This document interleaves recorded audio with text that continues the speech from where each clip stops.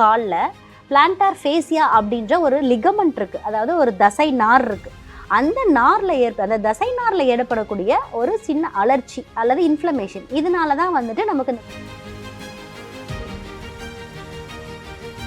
குதிகால் வாதத்தில் வந்து பெயின் எப்படி இருக்கும் அப்படின்னு பார்த்தீங்கன்னா, கிளாசிக்கலாக வந்து கத்தி மேலே நின்னா எப்படி ஒரு பெயின் இருக்கும், ஒரு ப்ரிக்லிங் பெயின் இருக்கும், அந்த மாதிரியான ஒரு பெயின் இருக்கும்.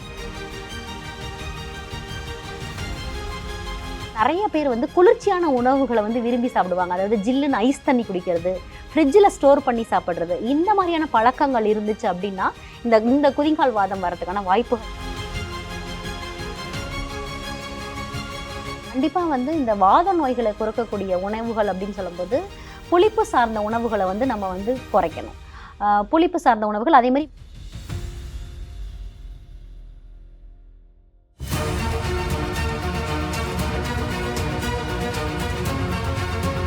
டாக்டர் ஸ்ரீவர்மாஸ் ஆரோக்கியமும் ஆன்மீகமும்.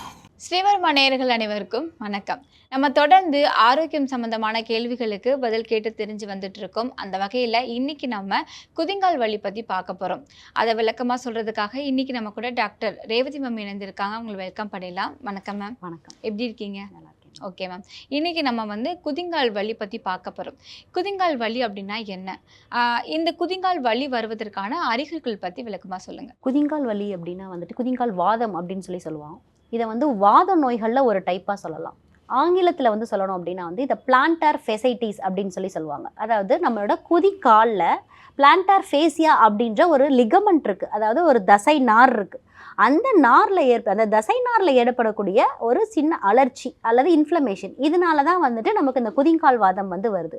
இது யாருக்கெல்லாம் வரும் அப்படின்னு பார்த்தீங்கன்னா, அதிகமாக பாதிக்கப்படுறது பார்த்தீங்கன்னா நின்றுட்டே ரொம்ப நேரம் வேலை செய்கிறவங்க, அடுத்து வந்துட்டு ரொம்ப தூரம் நடக்கிறவங்க, அவங்களுக்கு தான் வந்து அதிகமாக வரும். ஃபார் எக்ஸாம்பிள் வந்துட்டு ஆசிரியர்கள், அதிக நேரமாக நின்றுட்டு கடையில் வேலை செய்கிறவங்க, டெய்லர்ஸ், இவங்களுக்கெல்லாம் வந்து இந்த குதிங்கால் வாதம் வந்து வரலாம். அதே மாதிரி பெண்கள், அது குடும்ப பெண்களுக்கு, குடும்ப தலைவிகளுக்கு இந்த குதிங்கால் வாதம் வந்து இப்போ சமீப காலமாக அதிகமாக இருக்குது. இப்போ வந்து குதிங்கால் வாதம் அப்படின்னு சொல்லியிருந்தீங்க. நார்மல் கால் வலிக்கும் இந்த குதிங்கால் வாதத்துக்கும் என்ன டிஃப்ரெண்ட் இருக்குமா? நார்மலாக இருக்க கால் வலி வந்து பார்த்தீங்க அப்படின்னா அதிகமாக வேலை செய்யும் போது வலிக்கலாம், இல்லை ரொம்ப நேரம் ஓவர் ஸ்டாண்டிங்காக நின்றுட்டே இருந்தேன், ஒரு கோவில் தரிசனத்தில் வந்து நான் ரொம்ப நேரம் இருந்தேன், இல்லை ஒரு ஷாப் போடும்போது நான் ரொம்ப நேரம் நின்றுட்டே இருந்தேன் அப்படின்னா அதில் வர பெயின் வந்து நார்மலான குதிங்கால் பெயின். இப்போ குதிங்கால் வாதத்தில் வந்து பெயின் எப்படி இருக்கும் அப்படின்னு பார்த்தீங்கன்னா, கிளாசிக்கலாக வந்து கத்தி மேலே நின்னா எப்படி ஒரு பெயின் இருக்கும், ஒரு ப்ரிக்லிங் பெயின் இருக்கும், அந்த மாதிரியான ஒரு பெயின் இருக்கும்.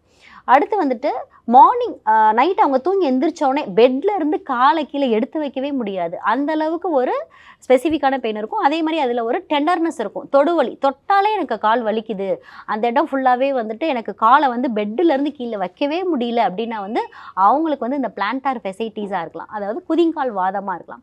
ஒரு சிலருக்கு பார்த்தீங்க அப்படின்னா கால்கேனியல் ஸ்பர்ன்னு சொல்லிட்டு இருக்குது, அந்த குதிங்காலில் இருக்க போன் வந்து வளர்ச்சி அடையிறது தான் கால்கேனியல் ஸ்பர்ன்னு சொல்லுவோம்.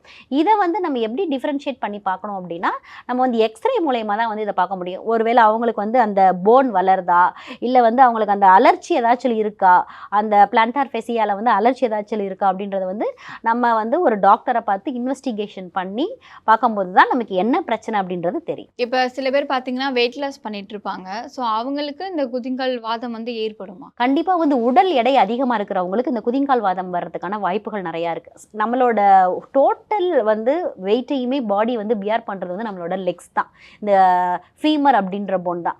இது போய் டைரெக்டாக வந்து நம்மளோட குதிங்காலில் தான் வந்து நிற்குது.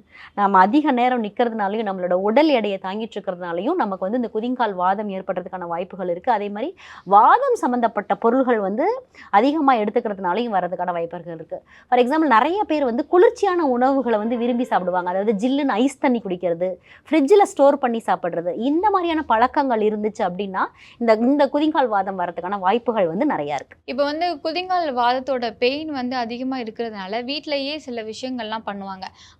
சுடுதண்ணி வச்சு ஒத்தடம் கொடுக்கறது, இல்லைன்னா ஐஸ் கட்டி வைக்கிறது, இந்த மாதிரி பண்ணுவாங்க. இதெல்லாம் வந்து சரியான முறை தானா, இல்லை அப்படி இல்லை அப்படின்னா வீட்டிலேயே இந்த பெயின் வந்து ரிலீஃப் ஆகிறதுக்கு சரியான முறையை பற்றி சொல்லுங்கள். கண்டிப்பாக வந்து தாராளமாக வந்துட்டு அவங்க வந்து கொஞ்ச நேரம் வந்துட்டு வெந்நீரில் வந்து காலை வந்து உள்ளே வைக்கலாம், அதே மாதிரி ஐஸ் பேக்லையும் வைக்கலாம்.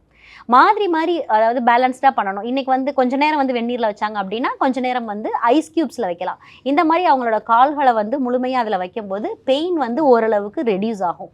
அப்படி இல்லைன்னா நம்மளோட எண்ணெய், மூலிகை எண்ணெய்கள் ஏதாச்சும் தடவி ஒற்றடம் வைக்கலாம். சில மூலிகைகளை வச்சு வாதநாராயண மாதிரி மூலிகைகள், இல்லாட்டி போனால் ஆமணக்கு இலையை வந்துட்டு லைட்டாக வதக்கிட்டு அந்த இடத்துல ஒற்றடம் வைக்கும்போது அந்த வலி வந்து ரெடியூஸ் ஆக வாய்ப்பு இருக்குது. இப்போ தொடர்ந்து நின்றுட்டு வேலை பார்க்குறவங்களுக்கு வந்து இந்த குதிங்கால் வாதம் வந்து வரும் அப்படின்னு சொல்லியிருக்கீங்க. இப்போ ஆல்ரெடி அந்த பெயினில் இருக்கிறவங்க அந்த ஜாப்பை வந்து கண்டினியூ பண்ணுறதுக்கு பதிலாக ஒரு ஆல்டர்னேட்டிவ் பிளான்ஸ்னால் என்ன சொல்லுவீங்க? கண்டிப்பாக வந்து பெயினோட ரொம்ப நேரம் நம்ம வந்து நிற்கிறத வந்து அவாய்ட் பண்ணணும். கொஞ்ச நேரம் வந்து போஸ்டர் மாற்றிக்கலாம். அதாவது கொஞ்ச நேரம் பக்கத்தில் உட்காந்துக்கலாம். இல்லை ஒரு லைட்டாக ஒரு சின்ன வாக், அதாவது அந்த லிகமெண்ட்ஸ்க்கு வந்து மூவ்மெண்ட் கொடுக்கணும் அப்படின்றத சொல்ல வரேன்.